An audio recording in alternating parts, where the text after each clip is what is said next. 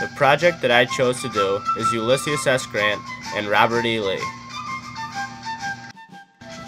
As you may or may not know, these two generals were involved in our country's Civil War, one of the greatest American wars ever.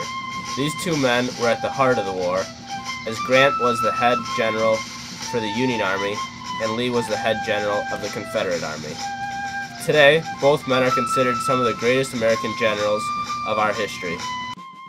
What I hope to show you in this presentation is how both men came to be great war heroes and how Grant was more successful of the two during the Civil War.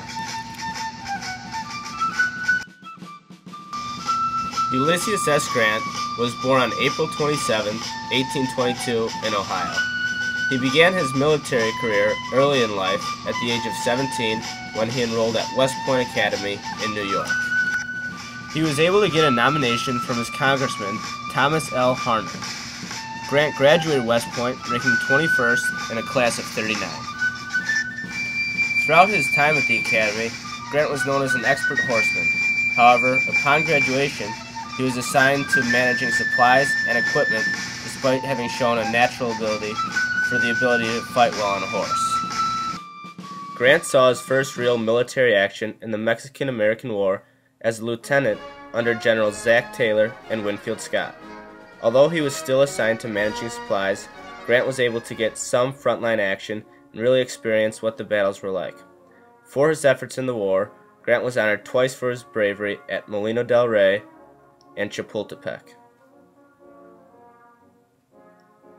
After the war, Grant decided to stay in the Army and was sent to numerous different stations. However, his wife, who was pregnant with their child, could not come with them because his salary was not enough for him to support a family. Grant eventually decided to resign from the Army in 1854.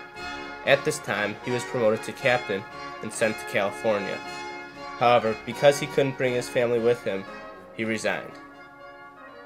It is believed by some biographers that he resigned because his drinking and depression problems he had.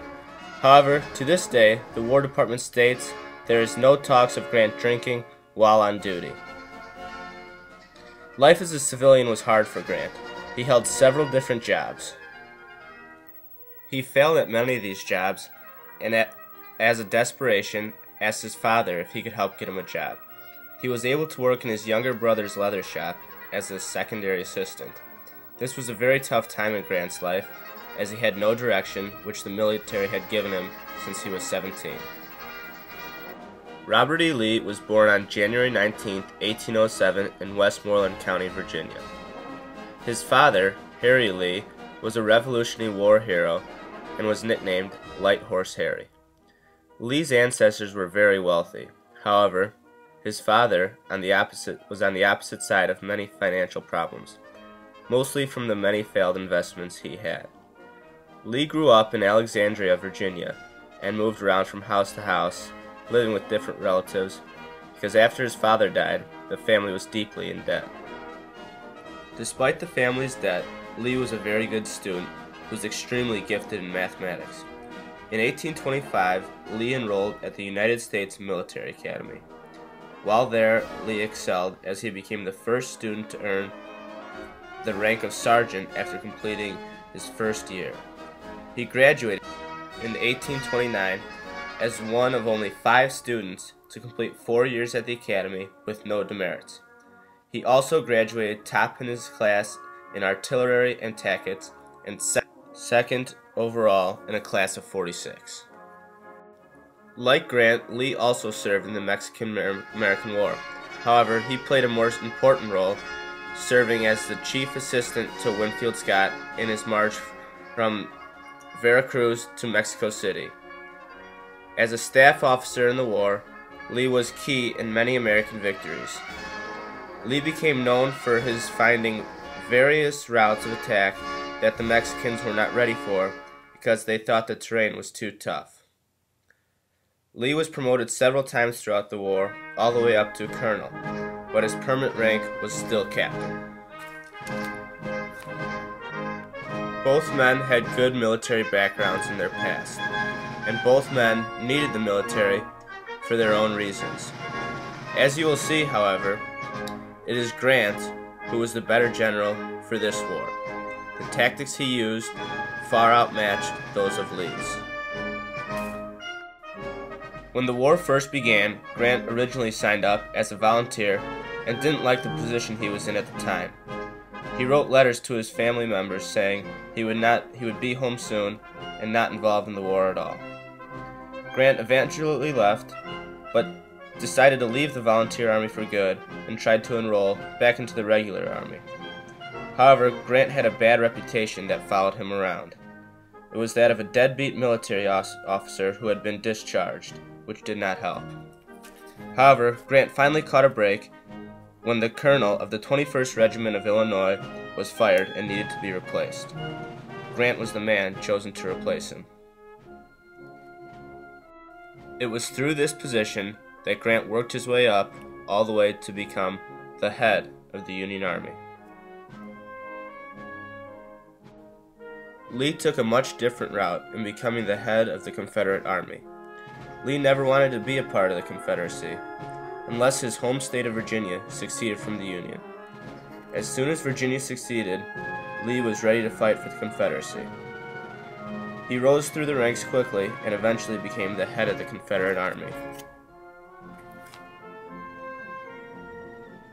Grant won many major battles for the Union Army early on in the war. Among them were Fort Henry, Battle of Shiloh,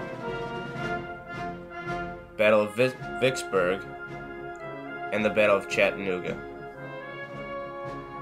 With the Union controlling much of the war, Grant decided to plan for victory. His plan included putting General William Sherman in charge of almost all the Union forces out west.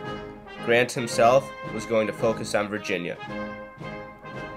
Virginia was a key state in Grant's plan for victory. It was the most influential state in the Confederacy, and maybe the Union too. If Grant could control Virginia, the Union had a great chance at winning the war. However, first, he had to defeat the Army of Northern Virginia, who had defeated the Union Army many times before. However, this time Grant had a plan for victory. His plan was to attack the Confederate Army from many different ways, in a coordinating strategy. This strategy would have the Union winning battles and taking over forts in Richmond, Shenandoah Valley, Atlanta, Georgia, and Mobile, Alabama. Of these forts, Richmond would be the most important, in that it was the capital of the Confederacy, and therefore if the Union gained control of this, it would stop all railroads in the South.